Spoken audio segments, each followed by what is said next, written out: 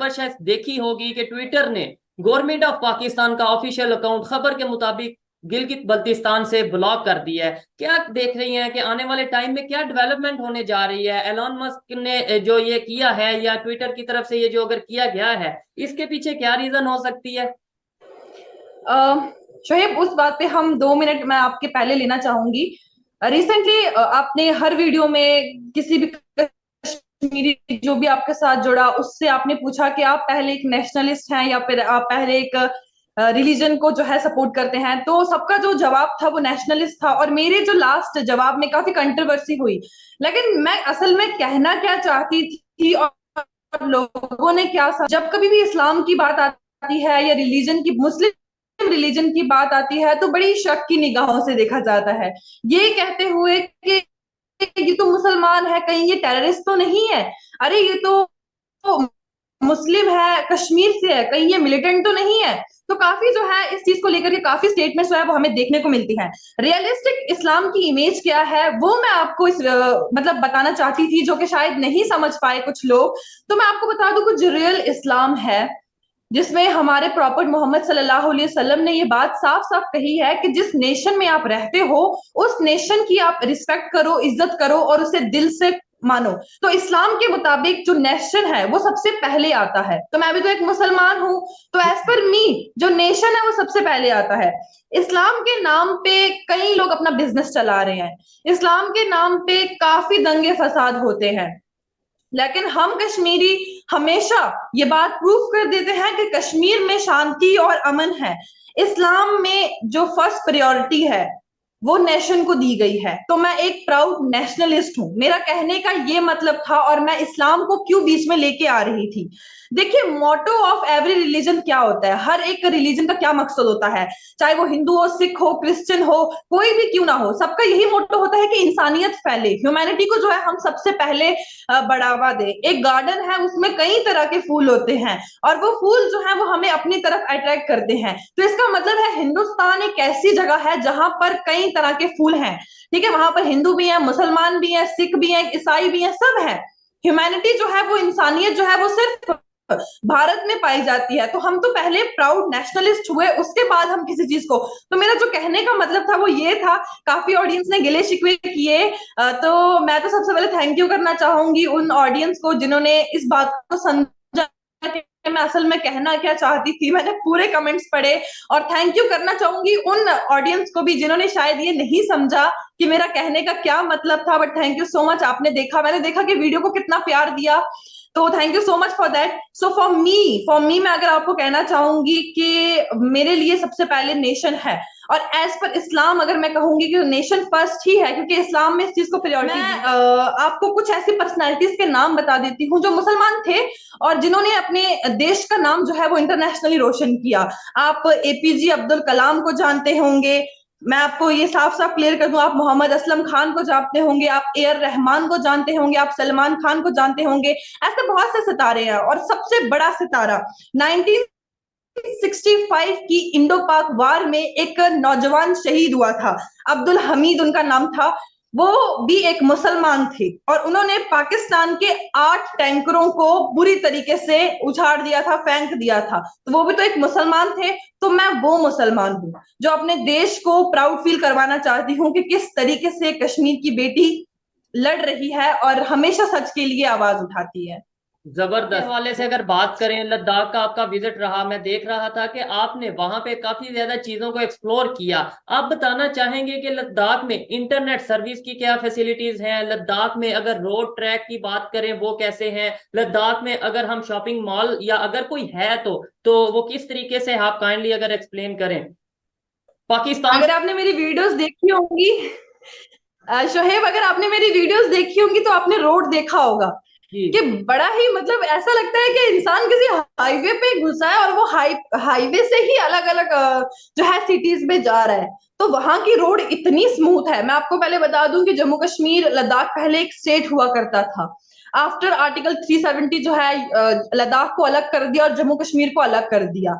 तो क्या उसके बाद क्या है, हमें एज अ टूरिस्ट जो है ट्रीट किया जाता है वहां पर, या हमें पहले की तरह ही ट्रीट किया जाता है? तो मैं आपको कह दूं कि हमें पहले की तरह ही ट्रीट किया जाता है। जो जैसे हम जम्मू कश्मीर के लोग हैं, जैसे मैं कश्मीरी हूँ, मैं अगर लद्दाख जाऊंगी तो मुझे नॉर्मली वैसे ही ट्रीट किया जाएगा, हाँ ये तो कश्मीरी, ये तो अपनी ही है, ये तो अपनी ही है। आपने कहा कि रोड का क्या सूरत हाल है, अगर आपने मेरी वीडियोस देखी होंगी तो मैंने रोड जो है कंटिन्यूसली दिखाई है, क्योंकि मैं रोड ही दिखाना चाहती थी कि किस तरीके से वहां पर भाजपा ने डेवलपमेंट की है। नेटवर्क के हवाले से बात करूं तो मेरा तो नेटवर्क 24 घंटे आता था, मैं सुबह वीडियो बनाती थी और शाम को मैं अपलोड कर देती थी। तो ये चीज मैं कहना चाहूंगी कि लद्दाख में काफी अच्छी डेवलपमेंट हुई है। इससे पहले भी थी माशाल्लाह, अभी भी है और आगे भी चलती रहेगी। और आपने कहा कि मॉल्स वगैरह, तो मॉल्स वगैरह का जो कंसेप्ट है लद्दाख में, काफी फेमस इलाके हैं, द्रास में है, ले में है, आफ्टर दैट पेंगोंग लेक है, वहां पर जो है काफी शॉपिंग स्ट्रीट्स बनाई जाती है।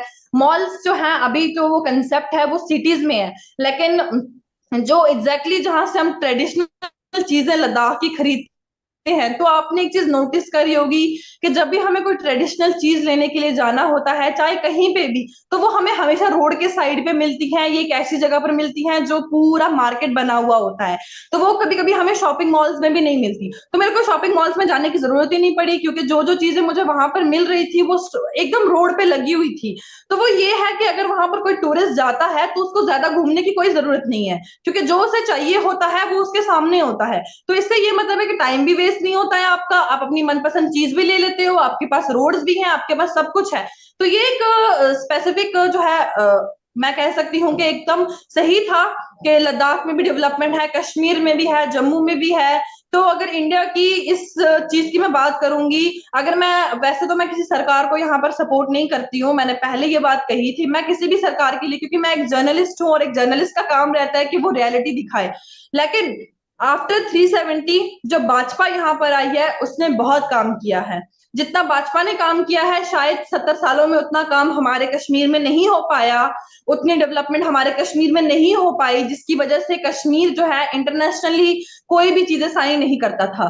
लेकिन आज आफ्टर आर्टिकल 370 कश्मीर में इतनी तरक्की आई है कि कश्मीर जो है आज इंटरनेशनली खुद को देख रहा है और सीख कर रहा है। बाकी अगर कश्मीर का किसी ने नुकसान किया है तो वो सिर्फ और सिर्फ पाकिस्तान ने किया है, क्योंकि मैं आपको याद दिला दूं कि बहुत सी वॉर्स ऐसी हुई हैं जिसमें आम लोग घायल हुए हैं।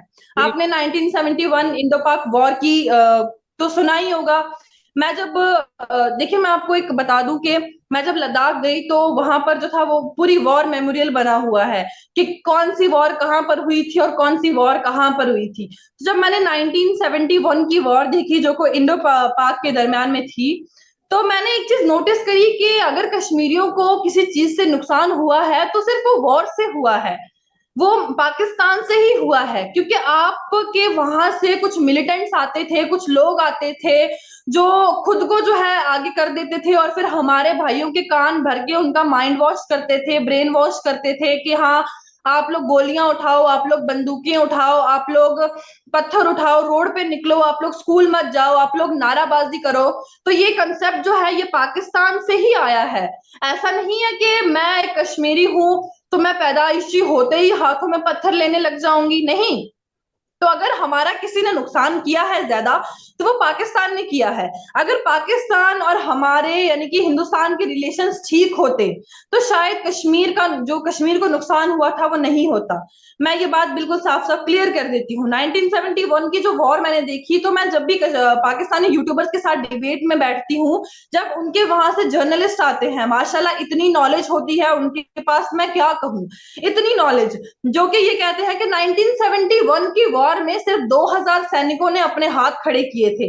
तो मैं उनको ये चीज याद दिला दूं कि 1971 की वॉर में 97,000 पाकिस्तान के सैनिक थे जिन्होंने अपने हाथ खड़े किए थे, 9,000 से ज्यादा पाकिस्तानी मारे गए थे।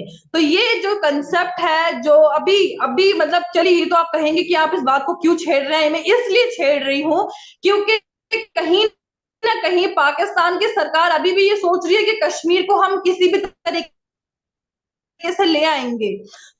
तो तब टेक्नोलॉजी सैनिक को 97,000 साथ जो घुटने टेक गए थे, तो अब जो है अब क्या हालत होगी आपकी। वहीं जनरल बख्शी, मैं आपको एक चीज बता दूं, जब मैंने वहां पर एक दो फोटोज देखे, एक देखी मैंने जनरल बख्शी जो कि हमारे हिंदुस्तान से थे, और पाकिस्तान से थे जनरल रिजवी। वो दोनों जो है एक ही बटालियन से थे, यानी कि एक ही बटालियन में उन्होंने पढ़ा था, एक ही बटालियन में वो पैदा हुए थे और दोस्त थे। आफ्टर पार्टीशन जो जनरल में चले गए थे, 1971 की वॉर में दोनों इकट्ठे मिले, और जनरल रिजवी ने जो है वो कॉन्ट्रैक्ट साइन किया कि हाँ हम अपने हाथ खड़े कर रहे हैं आप लोगों के सामने, हम हार मानते हैं। और ये बिल्कुल प्रूफ से मैंने वहां पर देखा, मेरे चैनल पे वो वीडियो जरूर आ जाएगा, मैं लोगों को दिखा दूंगी कि रियलिटी है क्या। तो जम्मू कश्मीर का जो सूरत हाल है वो आज के दिनों में माशाल्लाह बहुत अच्छा है, लेकिन कहीं ना